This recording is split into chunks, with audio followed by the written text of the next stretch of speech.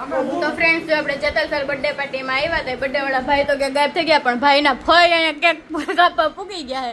બધાને કેક કાપી આપીને દઈ દીધી. આ બાજુ હારો ભાગ રાખ્યો એટલે બધાને એમ થાય કે આખી કેક છે. કેક આખી નથી, આમ ફેરવા તો દીધી જરાક. ઓલી બાજુથી જો આવી હાલત કરી નાખી છે કેકની. અને આ બધાને વાટકામ પહોંચી ગઈ છે. હા જો આ ખાઈ ગયા, જો કેટલી ઉતાવળ છે કેક ખાવાની. અને આ દીદીને જો જરાક મિસ્ટેક થઈ ગઈ છે, ચશ્મા જૂના આવી ગયા ને તો ફોટા પડવા બહુ તકલીફ થાય છે, શરમ આવે કે મારો ફોટો સારો નહીં આવે, કયું ના ઉપાધિ કરે. ના હા કેકમાં થોડોક એને જોવામાં પ્રોબ્લેમ આવતો હોય છે. અને એને અફસોસ થાય છે કે હવે મારે પાછો અહીંયા બર્થડે સેલિબ્રેટ કરવો જોઈએ, મારે ચશ્મા બીજા આવી ગયા ને એટલે એવું કહે છે. આ એના બીજા ભાઈ છે, આ એના બા છે. જય શ્રી કૃષ્ણ ભાઈ. હાલો તો બધા બર્થડે પાર્ટીમાં આવી જાવ. ને આ પાછો આવી ગયો બર્થડે બોય. હે મોઢું તો બતાય તારું. Happy birthday, happy birthday.